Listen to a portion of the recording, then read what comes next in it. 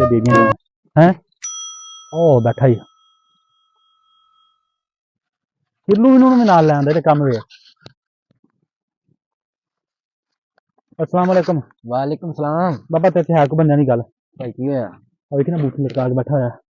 ओए होए होए होए होए बाबा लत्तां चल गई बस की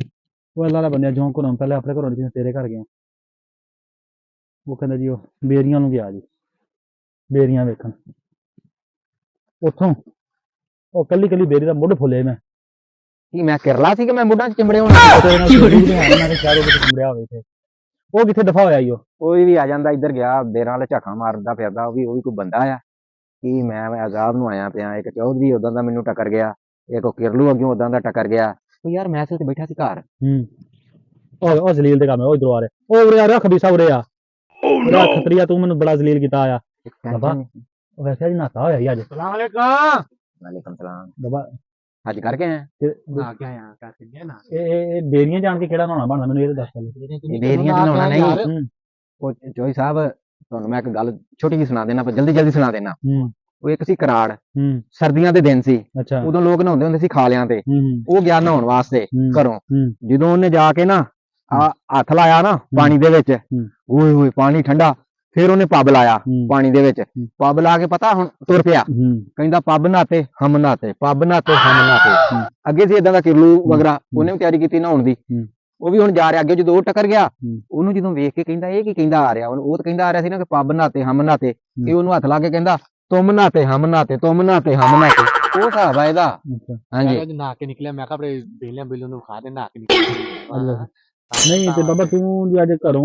वो मैं सुना बड़ा परेशान थी की होया बाबा ओ यार टेंशन ਲਈ ਪਿਆ परेशानी दी पता कहंदे ब्याह ते गए सन किते ते ओ की रोला यार ब्याह ते लड़ाई नहीं होती किसना लड़ाई नहीं थी यार मेरा दोस्त सीगा ਉਹਦੀ ਨਾ ਬੇਟੀ ਦੀ ਸ਼ਾਦੀ ਸੀ ਅੱਛਾ ਉਹਨੇ ਮੈਨੂੰ ਵੀ ਸੱਦਿਆ ਗਏ ਉਹ ਕੀ ਉਹ ਹਾਲ ਹੁੰਦੇ ਆ ਕੀ ਹੁੰਦੇ ਆ ਯਾਰ ਆਹੋ ਉਹ ਹਾਲ ਉਹ ਮੈਰਿਜ ਹਾਲ ਹਾਂ ਉੱਥੇ ਭਾਜੀ ਚਲੇ ਗਏ ਸਾਡੇ ਬਰਾਤ ਨਹੀਂ ਸੀ ਆਈ ਬਰਾਤ ਭਾਜੀ ਆ ਗਈ ਬੜੇ ਫੁੱਲਾਂ ਦੇ ਹਾਰ ਮੈਂ ਵੀ ਫੜਿਆ ਹੋਵੇ ਉਹ ਭਾਜੀ ਦੂਲੇ ਦੇ ਗੱਲ ਪਾਇਆ ਅੱਗੇ ਪਿੱਛੇ ਟੋਲ ਟਮਕੇ ਵੀ ਬੜਾ ਇਸਤਕਬਾਲ ਕੀਤਾ ਲੈਣ ਦਾ ਅੰਦਰ ਕੋਈ ਕੁਰਸੀਆਂ ਤੇ ਬਹਿ ਗਏ ਟੇਬਲ ਲੱਗੇ ਸੀ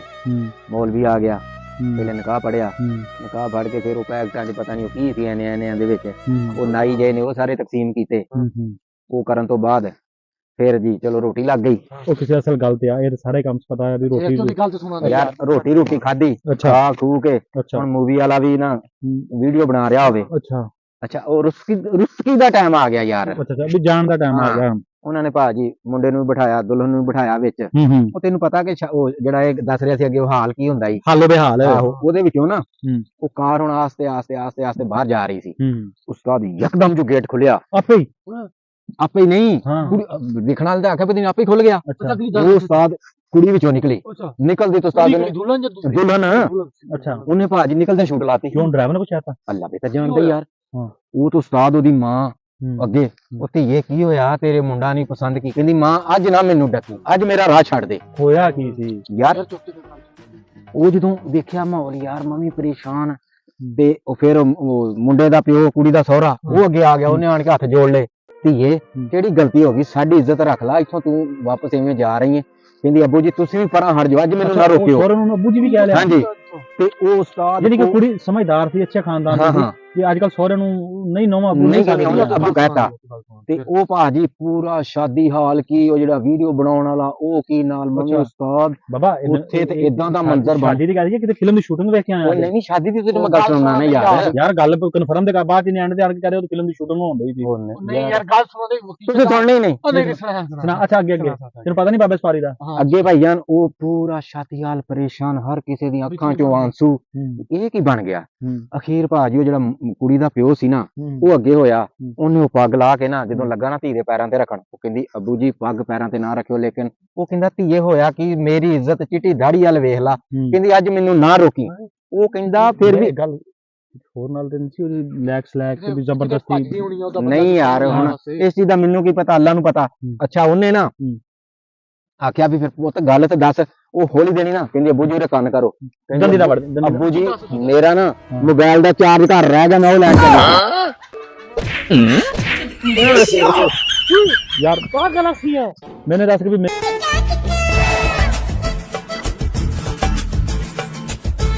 वो पागल बनाता है इसे उधर ही तो